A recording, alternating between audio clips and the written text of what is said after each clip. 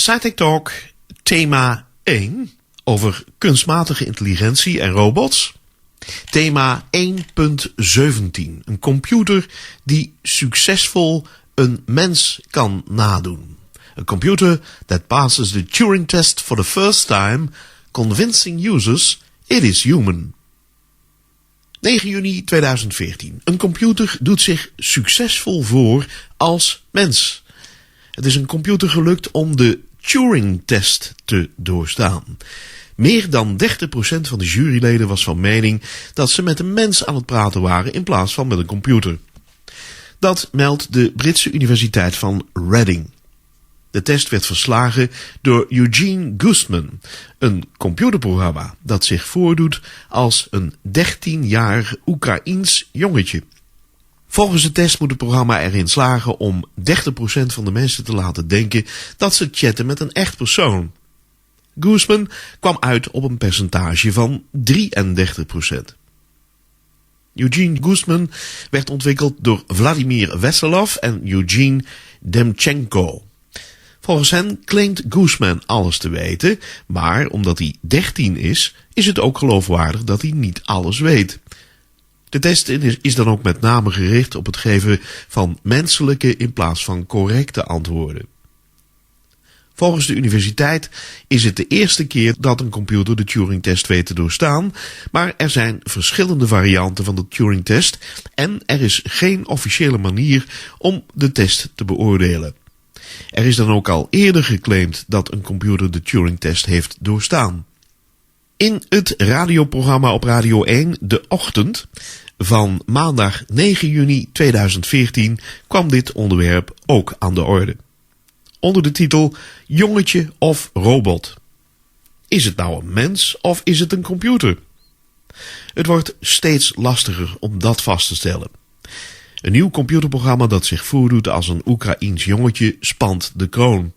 30% van de mensen dachten tijdens een chatsessie dat ze te maken hadden met een echte jongen. Pieter Jonker, professor in robotica aan de Technische Universiteit Delft, is onder de indruk. Er is een computer gelukt om zich voor te doen als mens. 30% van de mensen die aan het chatten waren met een computerprogramma dachten dat zij met een echte jongen bezig waren. Een jongen dus. Pieter Jonker is professor in de robotica aan de TU Delft. Meneer Jonker, goedemorgen. Ja, goedemorgen. Hoe bijzonder is dit? Ja, het is wel heel bijzonder dat dat gelukt is. Hoewel, zeg maar, ze zijn al lang bezig ermee. En ik geloof dat een paar jaar geleden zaten ze nog op 29%. Dus het gaat, nu zijn ze een grens overgestoken die eigenlijk Turing gesteld had. Die zei, nou, je past en je haalt de Turing-test als je 33% hebt gehaald. Ja. En dat hebben ze nu gehaald. Die Turing-test, wat is dat precies? Nou, dan moeten een aantal mensen, je moet dus met mensen chatten, zeg maar. En dan mensen moeten geloven dat je een echt mens bent en geen robot. Ja, en dat moet je dus, dat is dan gebaseerd op de conversatie? Dat is gebaseerd op de conversatie. Je converseert met iemand en vroeger ging dat met van die oude teletypes, zeg maar, met telexen. En nu tegenwoordig gaat het met computers. Maar de computer die moet net doen alsof hij iemand is. Ja. De andere kant moet denken van ik zit nu met een mens te chatten. Ja. Ze hebben hier gekozen in dit computerprogramma voor een 13-jarige Oekraïense jongen, zou dat dan moeten zijn. Ja. Is het slim om een kind te kiezen? Want die heeft natuurlijk nog niet van alles benul in de wereld. Ja, het is dus heel slim om een kind te kiezen, want dat leidt ook wel af. Want die kan niet alles weten en die kan ook zeggen, ja, dat weet ik niet of zo. Maar wat heel bijzonder is dat ze gekozen hebben voor een karakter van iemand. En daar kan je alles ook geloofwaardig omheen bouwen. Als je dat niet doet, dan bijvoorbeeld, nou ja, dan kan je dus, als je iets over kwantummechanica aan zo'n kind vraagt, en het kind geeft antwoord, dan denk je, ja, daar klopt dus iets niet. Ja, dus, en dat is denk ik hun sterkte, dat ze echt zo dat rond een karakter hebben gebouwd en dat dan, zeg maar, ook consequent hebben volgehouden. Dus die consequentie die erin zit, ik denk dat mensen dat gauw doorhebben als iets niet consequent is of als iets raar is of zo. Ja. U heeft er al eens eerder mee te maken gehad, hè, met zo'n chatbot, zo wordt dat dan genoemd. Een computer die zich voordeed als mens op een chatsite. Ja, ik had zelf vroeger, dat was had je Elisa, had ik al op de Atari draaien en dat had zoiets van dan kon je vragen en wat de druk daarachter was, dat als je iets vroeg over je moeder, dan vroeg dat ding, keerde het om, vroeg iets over je vader enzovoort.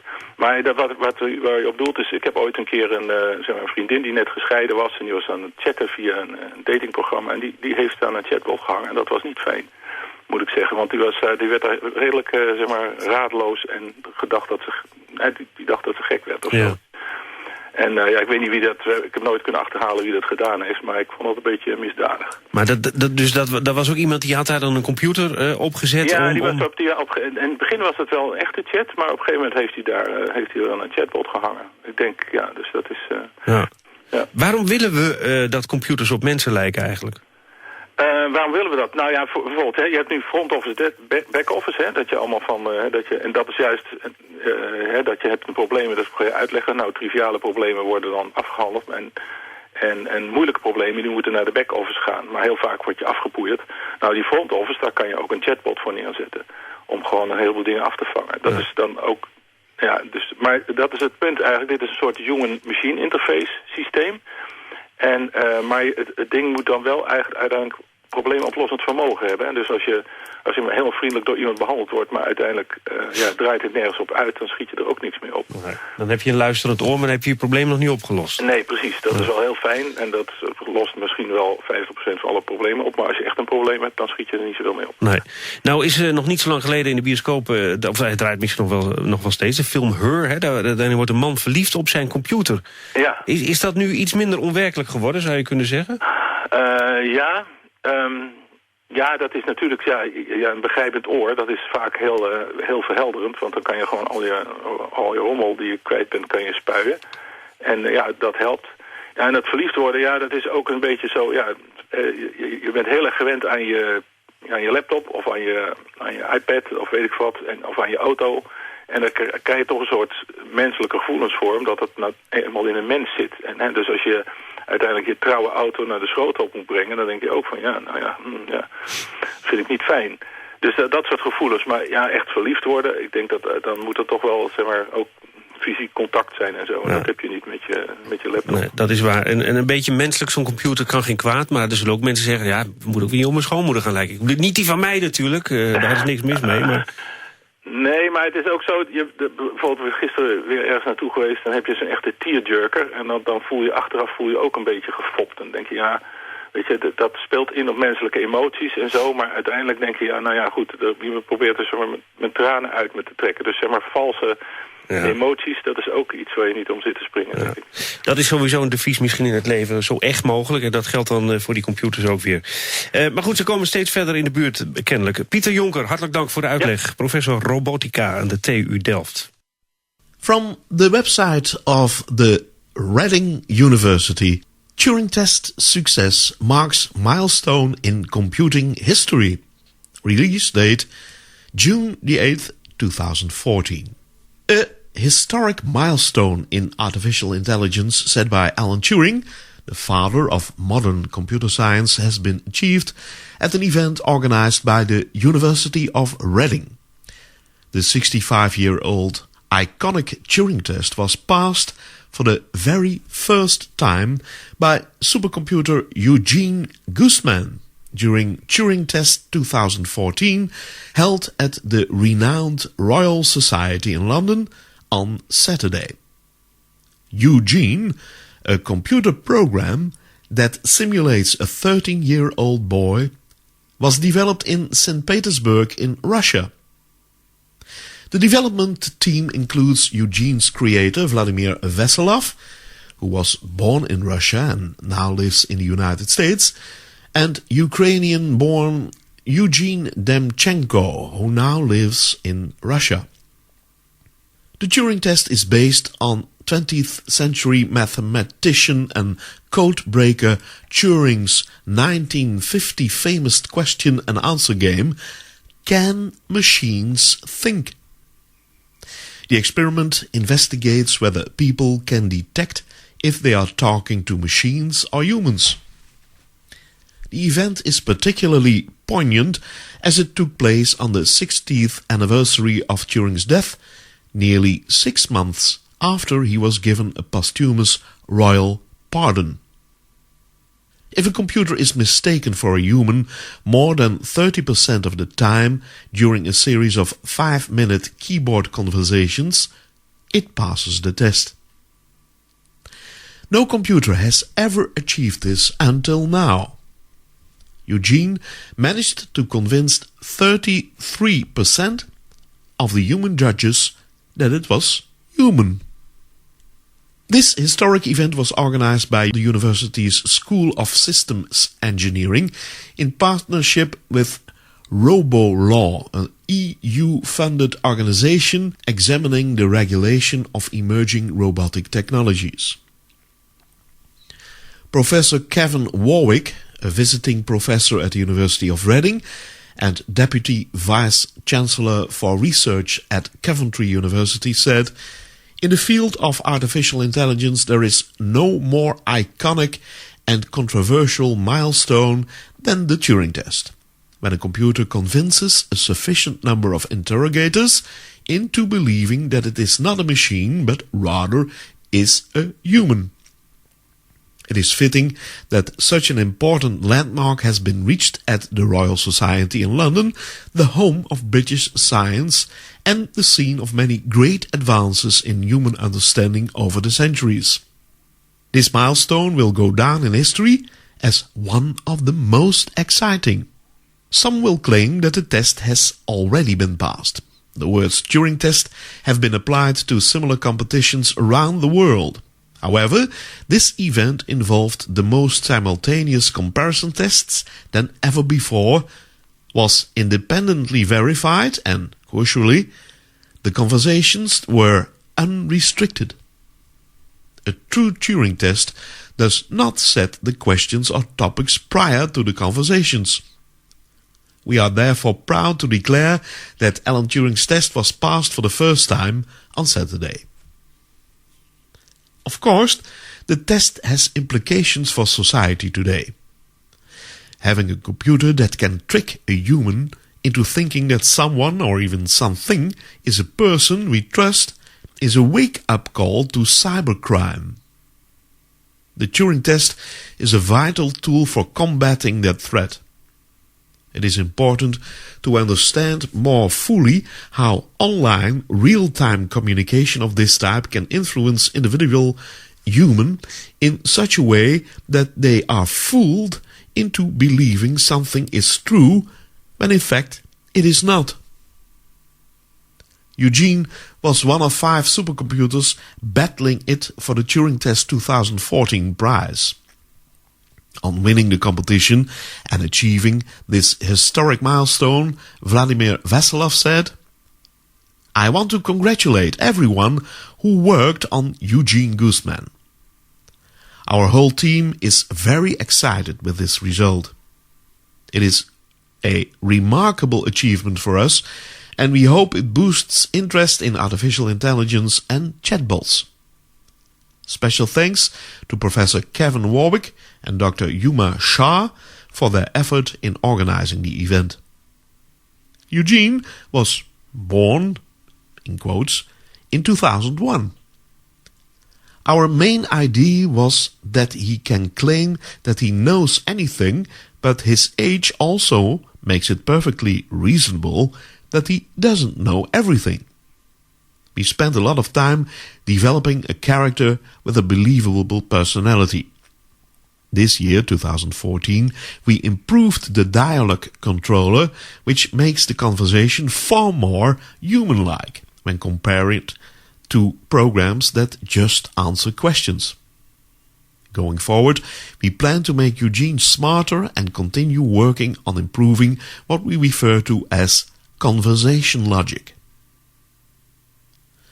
Among the judges tasked with separating the human and computer participants were the actor Robert Llewellyn, who played Robot Crichton in the science fiction comedy TV series Red Dwarf, and Lord Sharkey, who led the successful campaign for Alan Turing's posthumous pardon last year. Professor Warwick concluded, not long before he died on June the 7th, 1954, Alan Turing himself, a fellow of the Royal Society, predicted that in time this test would be passed. It is difficult to conceive that he could possibly have imagined what computers of today and the networking that links them would be like. Supercomputer passes the Turing test, laying the foundations for Skynet. Tests performed at the Royal Society in London have resulted in a computer convincing a human for the first time ever that it is also a living human. This means it is now the first ever standalone computer program to pass the infamous Turing test. 5 machines were tested to see if they could persuade a user in general conversation that they were human, and one program named Eugene successfully passed. Devised by one of the first ever computer developers, Alan Turing, the test is designed to highlight machines that are capable of operating with levels of intelligence currently found solely in humans. Turing said that if a human operator thinks that they are in communication with another human, whilst actually speaking to a computer, then that computer must be thinking and capable of performing equally as well as humans. In other words, the behavior of the computer must be indistinguishable from that of a human completing the same task. Since its conception in 1950, the rules of the test have remained the same. The computer simply has to persuade the human user that it is alive by engaging in a text-based conversation. If 30% of the present judging users agree that they feel they are talking to a human, the machine passes. The program Eugene achieved 33% success, and so has been catapulted into the history books as the first ever software package to pass the Turing test.